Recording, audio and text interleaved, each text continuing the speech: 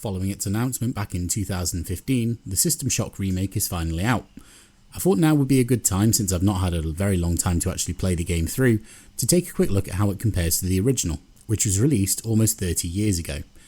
Now, get the obvious out of the way, yes, it looks much better, it's been nearly 30 years.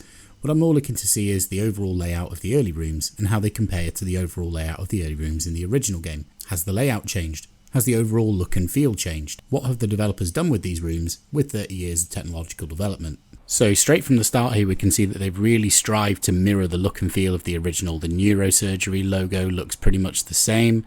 The lighting with the blue lights on the back wall there.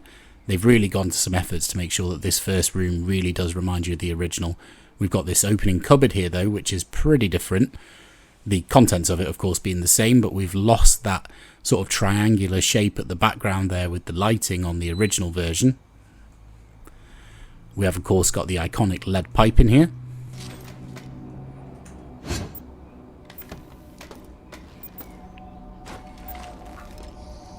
And then there's also the contents of the box, including an email, which on the new version of course just goes into your little wristwatch there and plays automatically instead of incessantly beeping at you from the side. Opening the next room, we can see that the medical room looks very similar. The general shape of it with the coving there on the middle section next to the sign.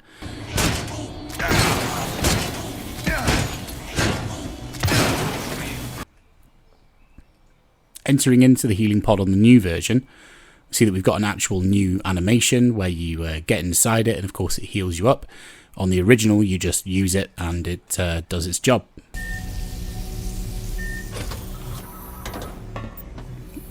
Coming out of the healing pod, there's a side room which on the original has a little ramp going up to the energy charge station. That ramp seems to be completely absent in the new version, and the room generally connects a lot better. The walls seem a lot thinner, instead being connected just by some pipe work in the middle there. Door code of course the same as ever, the legendary 451 code. In the original I was attacked here by 2 zombies instead of 1. Not sure if that was mostly related to the difficulty setting though. And heading into this next room, we see that the general shape with the angular sides has been mirrored pretty much perfectly. Station, we hope your somnolent healing stage went well.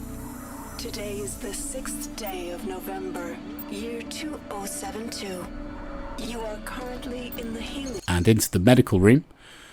There's quite a few changes in here, to be fair. The general shape and everything, of course, exactly the same, but there's a completely different enemy. In the original, you've got a robot attacking you, and in the new version, you've got this cyborg here. And the medical bay beds are full of actual corpses this time, instead of just being empty. Facilities and executive suites. This can be accessed by the elevator in Alpha Quadrant. We hope you have a pleasant stay. Now, leaving the medical bay, unfortunately I got a little turned around on the new version. But what we can see when we get to the door is instead of it just opening up with the click of a mouse, you now have to pull this little bulkhead release here. And we get a much more extravagant animation opening it, along with some nice fog effects. Quadrant.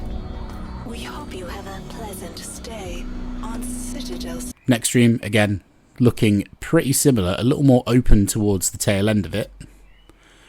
And heading into this little control room here, we've got again another zombie in both versions. A lot more detail of course on the new version, but we've got the same general shape. The chairs over at the front there.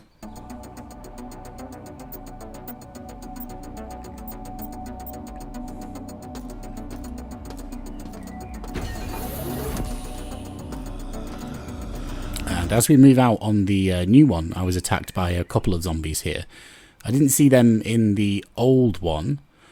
I'm not sure if they were just a little further down. I didn't capture much more footage than this for this room.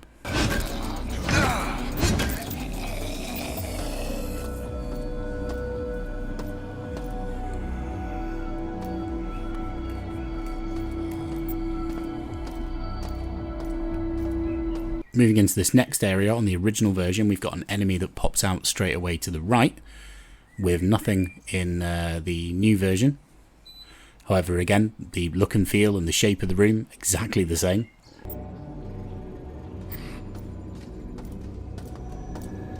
And as we enter into the first room that has a cyberspace connector, on the new one, I was attacked by another zombie that popped out. Perhaps that was just in a different part of the room, moved away from the right to another side, and I didn't see it.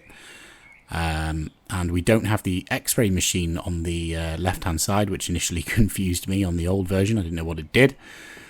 And then as we head into cyberspace, obviously a hell of a lot of changes here. Cyberspace has been completely redone. I wouldn't even want to try and map these things against each other to see how similar they are. But overall, yeah, this is really, really, really faithful. They've taken the look and feel of the original, elevated it with new technology, made it look brand new. It's not, next-gen quality, but at the same time, it's also not a next-gen price. I'm really excited to play through this. I'm going to probably take some time over the next few days, try and finish this one. Hopefully we'll have a review up pretty soon. And in the meantime, I'll leave you with this gameplay of the cyberspace. I think the old game ends quite a bit earlier, as I was really bad at it. I couldn't figure out how to attack.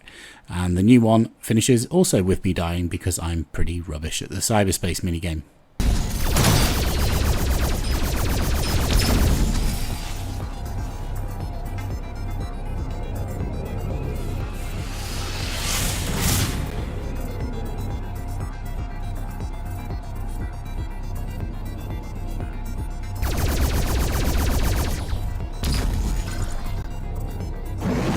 And anyway, that's enough from me on this one. I hope you liked the video. If you did, make sure to subscribe, and we'll see you in the next one.